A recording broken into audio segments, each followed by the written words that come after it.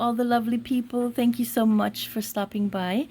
I figured I'd give you one last run through of my sewing pouch and show you the second one I've already made. So here it is when it's closed. I decided on just a ribbon closure because it lets it grow, you know, however much it needs to grow. I didn't want to sew it on because, well, I just didn't want to. I kind of like this. Here's the ribbon. I don't know why it's puckering like this. Usually I go do a running stitch through the side of the ribbon and then I gather it onto there while I'm sewing it, and that makes it nice and smooth. I can only assume it's because this is a plastic ribbon. It's really, I don't know. I hope that with time it may, you know, straighten out a little, but honestly it doesn't bother me that much. So let's get started on the inside. Here is my scissors, are my scissors. I have them in here, and I put a little magnet in there so that they would stay a little better. It kind of holds them in a little better, so that they don't necessarily fall out. And I'm also using this magnet for my needles right now, but I'm thinking about a different solution for that. Here are two pockets. There's one here, and there's the little lace pocket. In this pocket is my foldable box right now. I show you that in a second. And I have this thing in there. It's to take out like corners when you turn something right side out that you have sewn, and you know, other things. So that's the lace pocket. Here are my clips and my pins and my needles.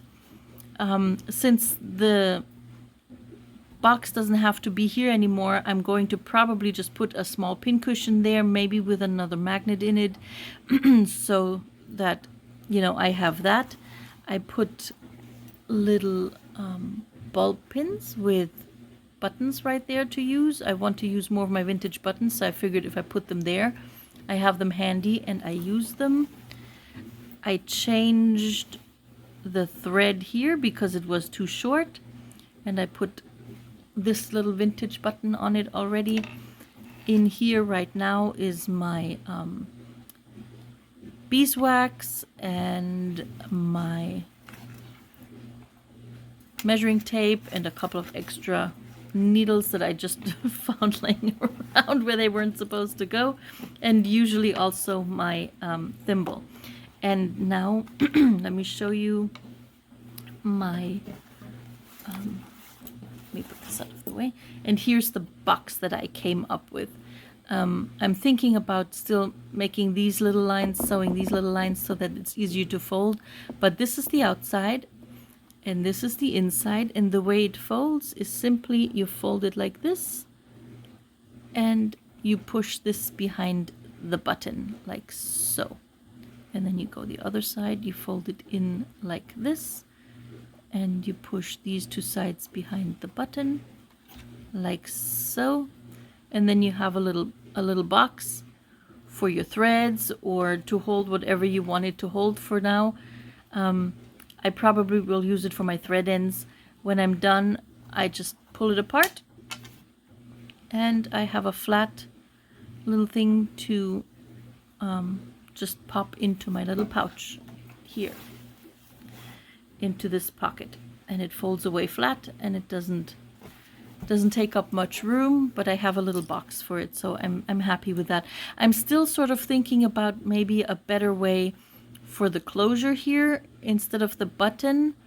I'm still experimenting around a little, but so far it's worked, and I'm thinking maybe replacing the buttons with some push buttons, snaps, but for me this works right now, so we'll see. I'm definitely going to make a couple more and experiment around a little.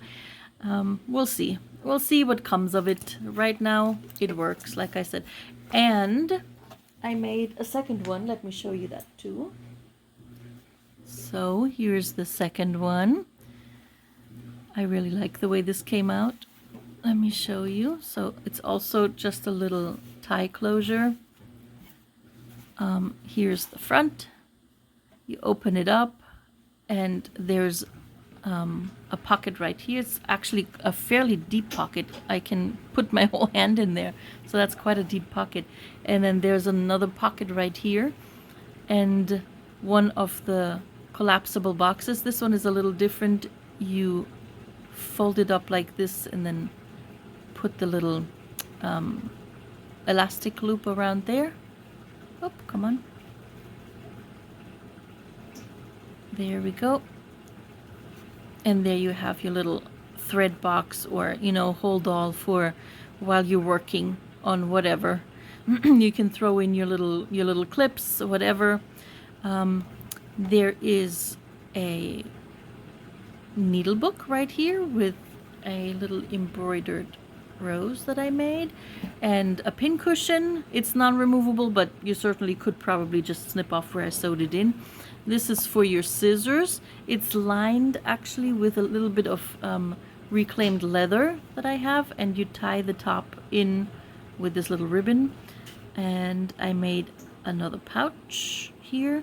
The pouch also has a pocket, just like in mine. My pouch also has a pocket back here.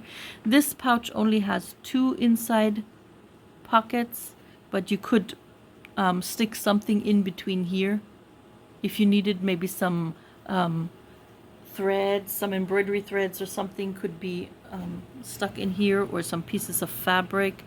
You know, you could just do this and it would hold it there. So there's also some storage for some longer stuff in there. And like I said, there's a pocket here, which mine also has. I'm very happy about that pocket back there, actually. And you close this. I made it a little longer. I reused the heart here because I figured it fits better with the color to this kind of setup. But there we are on this one. And that one is available in my coffee shop. So here's the whole thing. It's really cute. I think I really like it. And the blue and the yellow are really sweet, I think. So you just roll it up and tie this around it. Oh, I forgot to put this in. Oh, I do it later. You tie it up and you have your sewing roll put all together. Let me just put it all together. That way it's done and out of the way. And you fold this up. You stick it in here. You can fold it up one more time if you like. You stick it in here. You fold this up. And then I made the tie very long on this one, so you can stick a lot of things in here and not run out of tie. But you definitely can shorten it if you like. There we go. I have also finished knitting a vest for my husband. Just a purple vest. I might give you some photos in the community section if you like. And right now I'm in between sewing projects, so I started knitting a chicken. Here's the chicken's butt. I will link to the pattern for this chicken in the description box so you can make your own, because they're really cute. I just noticed a mistake right here that I need to fix. Lots of short rows keeps it really interesting and fun. She also has a YouTube video tutorial on this in case you need one, but here's my chicken. It's really rather easy. It's just the short rows, and honestly it's not hard. And if you do look up the tutorial, she she explains it very well. I forgot, I think Knitting Tree LA is the name. I'm gonna link it below so you can have a look, and like I said, I link the pattern to it below too. It's a lot of fun so far, and I've already got plans for more. And it doesn't take much yarn, so you can use leftovers for all the different, you know, bits of the chicken. Go have a look. I'll link it. It's fun. So right now I'm in between sewing projects. I need a few more things to finish the baby quilt. So that's not going to happen before I get those at the end of the month. If you have any suggestions, I'm always open. I have a couple of ideas for a few other things that I'm sort of experimenting with. I might record that and show you, but that's it for now. That's the stand of things. I guess I see you later. Have fun. Knit a Bye.